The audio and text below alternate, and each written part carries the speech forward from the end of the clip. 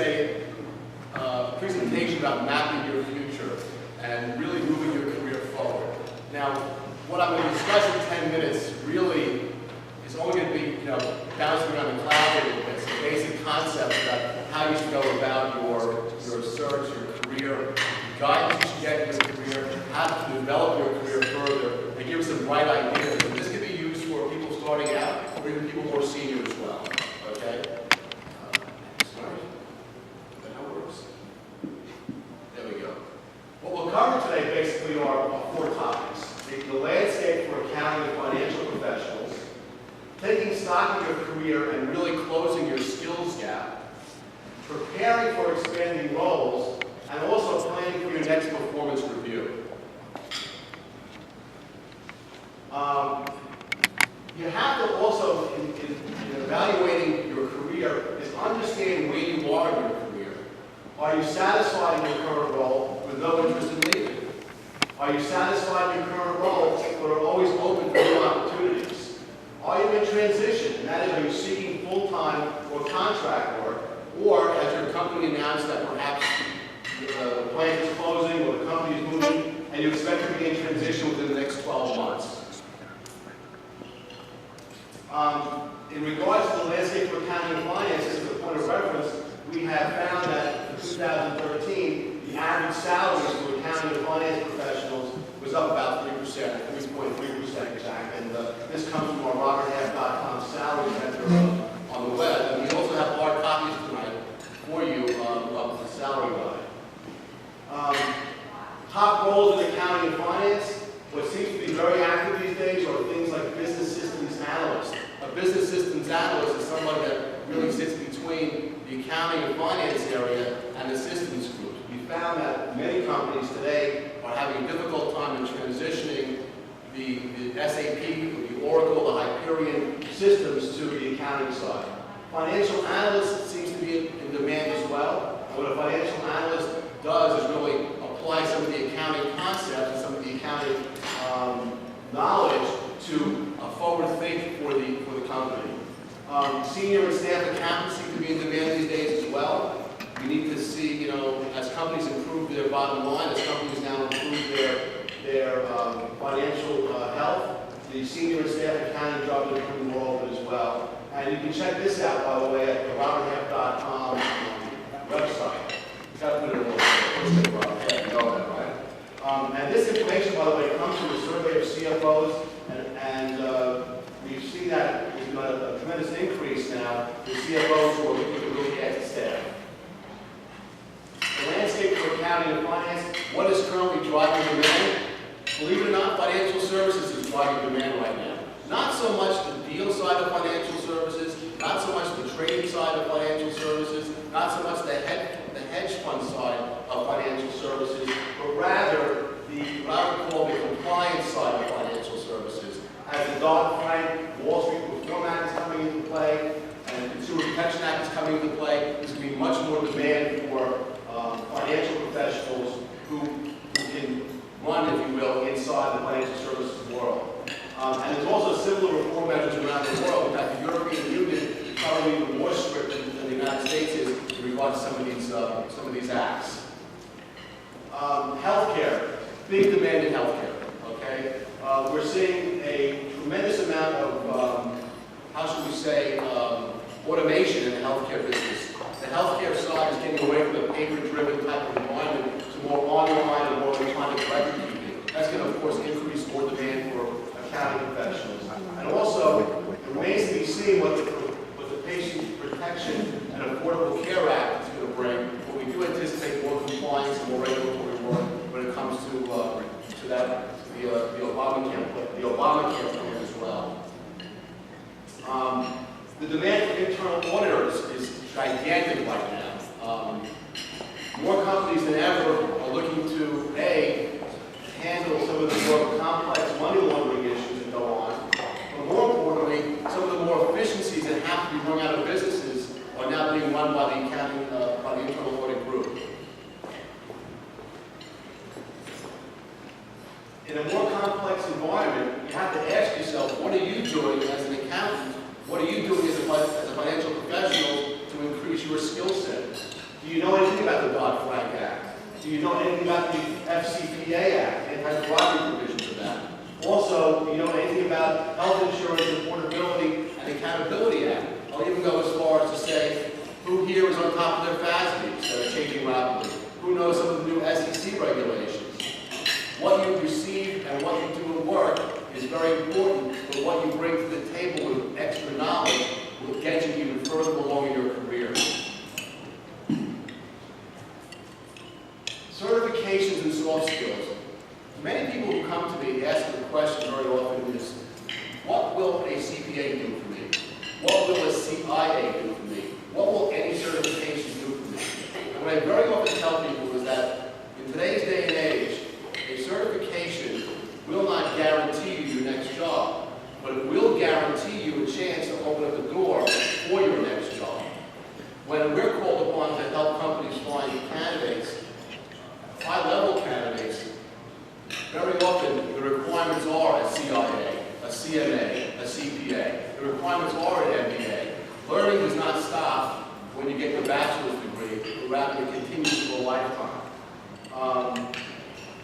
More than half the CFOs would hire someone with fewer technical skills if the candidate had particularly noteworthy soft skills. Coupled, of course, with your knowledge base is how are you developing your interpersonal skills in the work environment. If we look at a group of candidates, and perhaps some of the candidates are deficient when it comes to some of their technical skills, if their diplomatic skills, if their management skills, if their interpersonal skills are exemplary, the person often will get the job over the person with a more technical background. Consider this, okay? Throw this out there to you folks. If you were offered a new opportunity that had all the qualities of your dream job, what's the one sacrifice you'd be most willing to make to take it? How about moving to a new city? You dream job, you had to move to Jacksonville, Florida. Ron, you would probably be sure, right? Okay. Would you make a slightly lower salary if the job was beneficial to you and to your health? Would joining an organization that's less stable than your current one have any effect on your decision? And where am I going with this? This is some of the thoughts that you have to think about as you move your career along. What is important to you? What are you willing to sacrifice? What are you willing to embrace in order to go where you want to go? In order to go where you want to go, you have to be prepared for expanding roles. And the first bullet point is aim for expanded responsibility now. Well, what does that mean? What does aim for expanded responsibility now? If you're apt to go into your office and do your job and sit at your desk and do your journal entries and ask for nothing more, then you might very well hold back your career and retard your career. If you raise your hand and ask for more and succeed at doing more, you will only increase your marketability and increase your skill set. Volunteer. Volunteer doesn't mean volunteering at work, it means volunteering outside of work. What that does for you, it puts you in a place that businesses love. And that is, you're not self-centered, you're more altruistic. You're willing to give to society, you're willing to give to the people around you. I've seen some of the most successful business people in the world today who have made their bones and have gotten to where they've gotten, not because of the hard work at their place of business, but rather the volunteer work they do in the community. Develop a strong understanding of your business. Very often I see candidates who don't know what their business is, don't know what the distribution chain might be, don't understand what the logistics of their industry is. If you're going to be successful, one needs to embrace what they do for a living and understand the environment they live in. And also, keep a steady focus on ethics. You don't want to have have your resume in front of St. Peter and make a decision, okay? But keep a steady focus on your ethics, okay? In today's day and age, it's very easy to hide behind the digital wall and do things that aren't on the up and up. Remember, do what you think and do what is in the best interest of yourself and your company and the people around you. The most successful people in this world have gotten to where they've gotten, not because of the fact they've gotten lucky, not because of the fact that they have necessarily played by the rules, which I hope they did, or have done it themselves, but they did it because they had a mentor. Okay? Who here has a mentor? Okay? Good. Who doesn't have a mentor? No one? Great. What are the benefits of mentorship and menteeship? Well, we have found that 50% of the mentors out there feel that the greatest benefit is the satisfaction of helping someone else. It goes to the idea of altruism, of giving of yourself to make someone better, to make the organization better. And 32% say it helps them build leadership skills. So if you are not a mentor, perhaps you should become a mentor. We have found that mentees, 35% of mentees have a confident or advisor at their place of business. And 21% feel that having a mentee gives them a career boost, and gives them an encouragement boost, and a morale boost. How can you assist in being a mentor, okay? Or how do you find a mentor? Really, it comes down to who you want to emulate, who you feel has the right ethics, who you feel is well respected, who you feel is well connected, who you feel is willing to assist you, and most importantly, a mentor isn't only one person, it can be several people. Here's a myth, okay? Only highly tenured professionals need a succession plan. You're the CFO of a company, you're looking to retire, you have a succession plan in place. That's a myth. If you're a staff accountant, if you're a senior accountant, if you're an accounting manager, it's important to have a succession plan. Because if you can train someone and develop someone to take your job, you then will be able to move to the next level. Does that make sense? Finally, what are some of the key characteristics of your potential successor? Well, they should have the technical and functional ability that hopefully is as good as yours, right? They have integrity, like you have. They have great interpersonal and communication skills.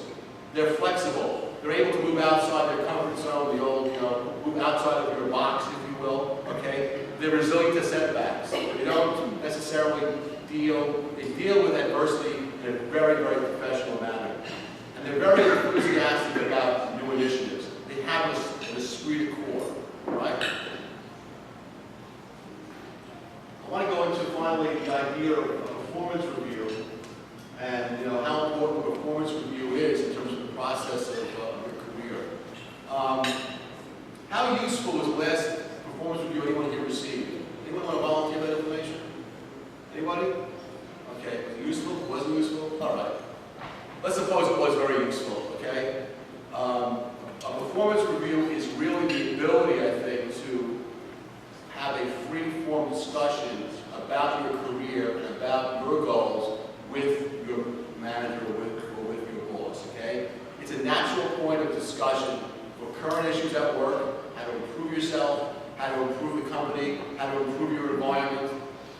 It's also an area that minimizes stress. It's a free form or a free environment to talk about what's on your mind. And additionally, it gives you the chance to make the most of the time with your manager. For employees, the performance review is about you. It's about you volunteering information about what you want and what you need in your career. Don't go too personal with this, but keep it on a business track, if you will. It says here, keep a running file. What that basically means is, throughout the time that you're between performance reviews, understand and focus on what you would like to improve in yourself. And for managers, it's very important to use your resources around you, tap others for feedback. Most importantly, acknowledge the feelings and acknowledge the thoughts that your employee has. And you shouldn't be surprised at all, because hopefully you're having conversations during the stub period between performance reviews. In the review meeting, the employee and the manager should keep an open mind, should not be defensive. It should be, again, a free question period. And most importantly, if this employee is valuable, if you're valuable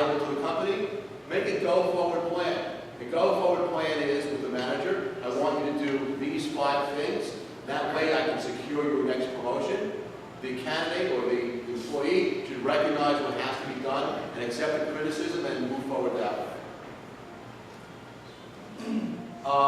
In a follow-up to the review meeting, show positive outlook for the next steps, put key points in writing, plan on a follow-up conversation, follow-up discussion, and again, commit to areas of improvement.